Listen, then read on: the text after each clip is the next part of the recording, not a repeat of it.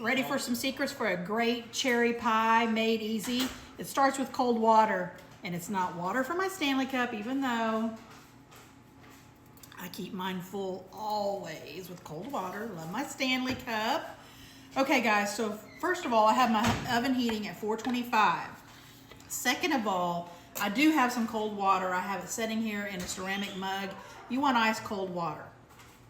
Trust me, you want ice cold water. For our filling, I'm gonna do a cherry pie. I'm not making it, pitting my cherries. We're gonna do right out of a can. I've got the Lucky Leaf brand. You use whatever brand you want. This is what my husband picked up for me. And we're just going to open that up. We're gonna dump it in the bowl here because I'm gonna do some extra to this pie filling to make it semi homemade, and I can say, yes, it's my pie filling. This one's pretty thick. If you get a cherry pie filling that's really kind of juicy, runny, you can add a teaspoon of tapioca in there and it helps firm it up and you won't have that running pie filling. So to this pie filling, I'm gonna put in just a little bit, maybe 1/4 teaspoon of almond extract. Just boost that cherry flavor right on up. And then I'm gonna put in just a little bit more sugar because we like ours sweet, just like that. And then I'm gonna stir this around and set it aside and let that be setting over there, just soaking up live. And we're gonna move on to the pie crust. I have 2/3 and 2 tablespoons of baking shortening in here. That's another secret, guys. Make sure your shortening says baking. The difference is this has got to have some tallow in it, some beef lard. You can actually use beef lard. I like cooking with beef lard. My grandma did. You can use butter, but make sure if you're using a shortening, it's baking shortening. It's gonna give you that crispy, flaky crust, or tender crust, not crispy. So my shortening's in there. I'm gonna go in with 2 cups of flour. I'm making all kinds of noise this morning. 2 cups of flour. And you wanna use a good flour. I am using Great Value today. I think it's a good flour, but I've gotten some flours that I do not like. So we're gonna set that across the room.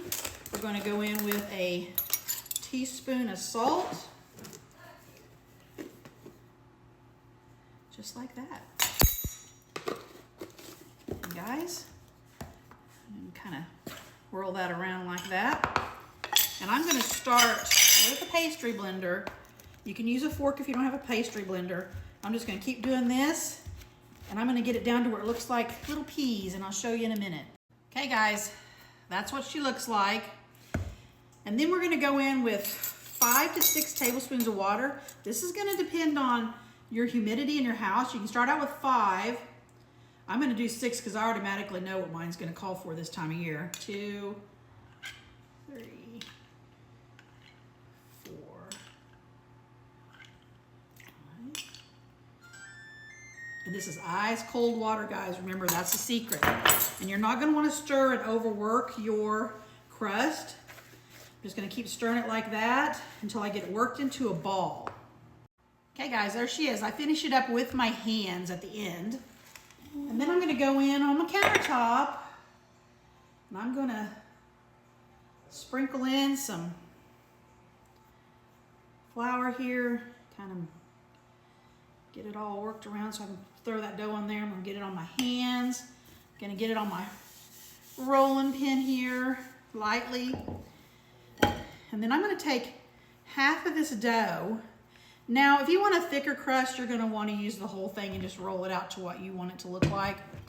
But I'm taking this to dinner tonight, so I'm not gonna show you how I'm gonna cut it open. But I'm gonna put it in one of these pie plates so it doesn't require a big, nice, fancy crust on the bottom. And some people like their crust thinner, but I'm just gonna keep rolling this out, lightly pressing on the rolling pin. Okay, I'm gonna keep rolling it till I get it to the pie plate size I want. Okay guys, it's not perfectly round, and that's okay. If you wanna buy one of those mats that help you make it perfectly round, that's fine. But like I said, this is going on the bottom, so it doesn't have to be perfect, because your top crust is going to cover up your imperfections. And I poke holes in it. You don't want it to bubble up on you when it's baking. It's gonna look like that. I know it looks not so pretty now, but it'll get pretty.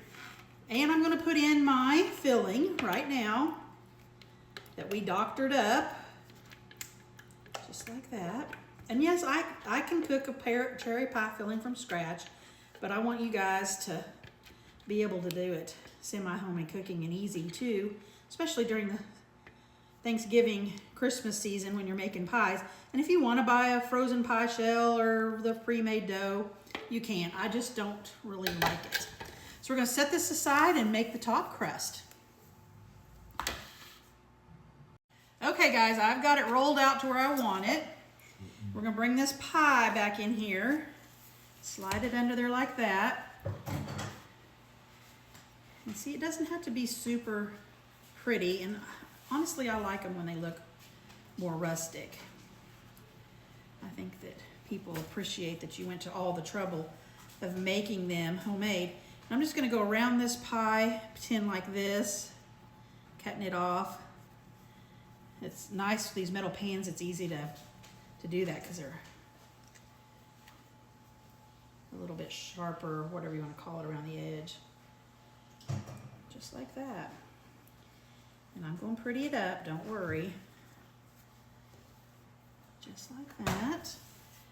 And then this is where you're going to go in and you're going to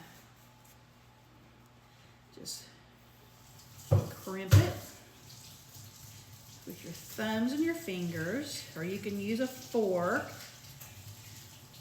if you want. I'm just going to keep going all the way around this pie.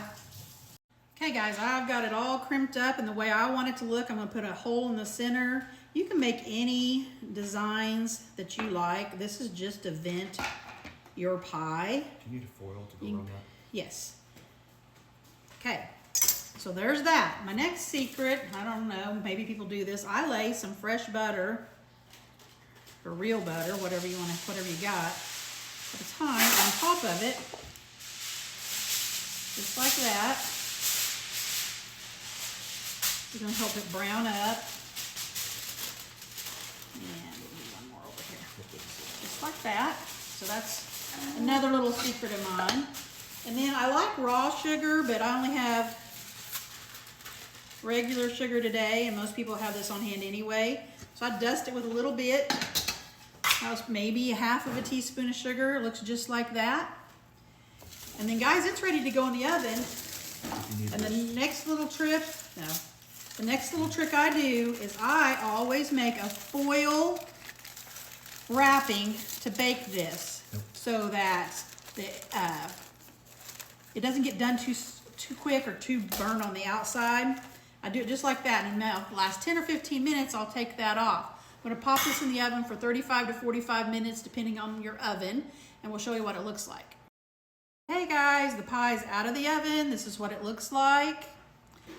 It's gonna go to dinner tonight. If I get a chance, I'll take a picture and let you see what it looks like. But let's go make a semi-homemade cherry pie. Repost, save it, share it. If you haven't followed me, follow for more.